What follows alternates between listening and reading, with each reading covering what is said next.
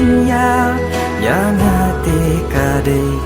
jing ino piang amarwe kapan penya yang hati kade jing ino piang amarwe